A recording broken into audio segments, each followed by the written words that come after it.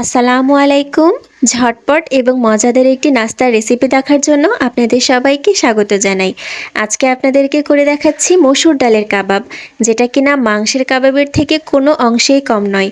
এটা খাওয়ার সময় আপনারা কেউ বুঝতেই পারবেন না এটা ডাল দিয়ে বানানো নাকি মাংস দিয়ে বানানো। কেউ যদি না জেনে এটা খায় সে নিশ্চিত ধোঁকা খাবে আর ভাববে এটা বোধহয় মাংস দিয়েই বানানো কাবাব। আর এই কাবাবটা বানানো যে কত সহজ এবং কত কম সময়ে করা যায়, ভিডিওটি প্রথম থেকে শেষ পর্যন্ত দেখলেই আপনারা বুঝতে পারবেন। কাবাবটি বানানোর জন্য সবার প্রথমে আমি নিয়েছি এখানে হাফ কাপ পরিমাণ মসুর ডাল। আমি একদম উঁচু উঁচু করে হাফ কাপ পরিমাণে মসুর ডাল নিয়েছি। আর ডালটাতে পর্যাপ্ত পরিমাণ পানি দিয়ে এখন আমি কষলে কষলে খুব ভালো করে ধুয়ে নিচ্ছি। পানিটা পাল্টে নিয়েছি। এটা যতক্ষণ পর্যন্ত পরিষ্কার না হবে কষলে কষলে ধুয়ে নিতে হবে। এখন এর মধ্যে দিয়ে দিলাম একটা আস্ত তেজপাতা, 1/4 চা চামচ হলুদ, হাফ চা চামচ আদা এবং রসুন বাটা, আর দিয়ে দিচ্ছি 1.5 কাপ পরিমাণ পানি। এখন সব কিছু ভালো করে মিশিয়ে ঢাকনা দিয়ে ঢেকে চুলার আঁচ লোতে করে রেখে দিব যতক্ষণ না পর্যন্ত এটা সেদ্ধ হয়ে যাচ্ছে। আমার মিনিট 10 মতো সময় লেগেছে আর ডালটা কিন্তু অলরেডি সেদ্ধ হয়ে গিয়েছে দেখতে পাচ্ছেন। আর সামান্য একটু গায়ে গায়ে পানি লেগে আছে, এভাবেই ডালটাকে নামিয়ে নিতে হবে। ডালটা ঠান্ডা করে অন্য একটা বাটিতে নিয়ে নিয়েছি। এখন এর মধ্যে দিয়ে দিচ্ছি প্রায় 1 কাপ পরিমাণ পেঁয়াজ কুচি, 4-5টা কাঁচামরিচ কুচি, এখানে আমি আরও দিচ্ছি 1/4 কাপ পরিমাণ ধনেপাতা কুচি, আরও আমি এখানে নিয়েছি 1 টেবিল চামচের কিছুটা বেশি পুদিনা পাতা কুচি। আর এখন দিয়ে দিচ্ছি হাফ চা চামচ আদা এবং রসুন বাটা, হাফ চা চামচ দিচ্ছি আমি এখানে ভাজা জিরার গুঁড়া, দিচ্ছি 1/4 চা চামচ পরিমাণ কালো গোলমরিচের গুঁড়া, আর এখন দিচ্ছি আমি 1 চা চামচ পরিমাণ গরম মশলার গুঁড়া, স্বাদ মতো লবণ দিয়ে দিচ্ছি। আর এবারে আমি অ্যাড করছি 1 চা চামচ পরিমাণে ঘিটা দিলে ফ্লেভারটা খুব ভালো আসে। 1 চা চামচ সয়া সস দিয়ে দিলাম। আর এখন দিয়ে দিচ্ছি 2 টেবিল চামচ পরিমাণে টমেটো সস।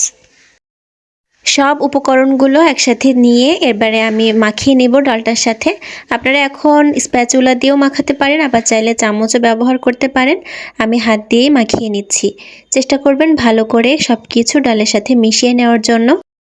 এবারে এর মধ্যে দিচ্ছি 1 কাপ পরিমাণ বিস্কুটের গুঁড়া। আপনারা চাইলে ব্রেড ক্রাম্বস ব্যবহার করতে পারেন, আবার চাইলে পাউরুটি বাসায় গুঁড়া করে নিতে পারেন।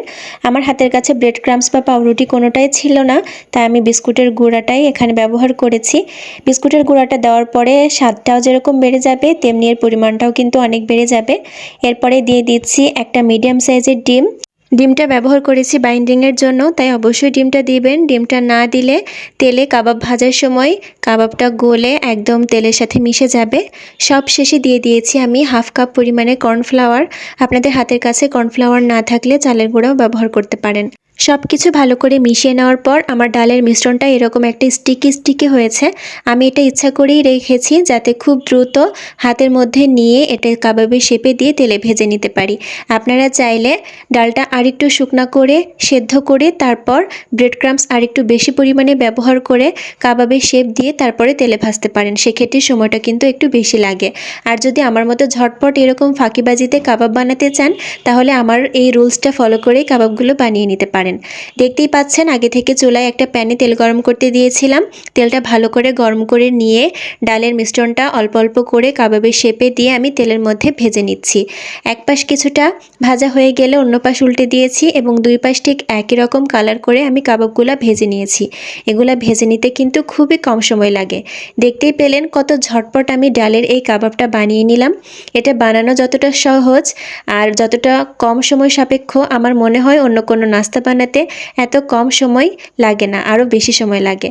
এক এক করে আমি সবগুলো কাবাবই ভেজে নিয়েছি আর একটা প্লেটে এখন তুলেও নিচ্ছি। আর গরম গরম এখন এগুলাকে সার্ভ করব। দেখতে পাচ্ছেন কত দ্রুত আমি কাবাবগুলো বানিয়ে নিলাম।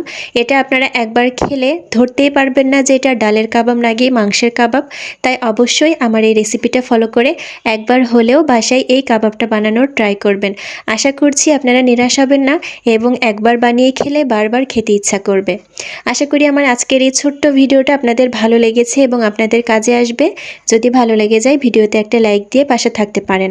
নতুন কোনো ভিডিও নিয়ে আবারও আপনাদের মাঝে হাজির হয়ে যাব। আল্লাহ হাফেজ।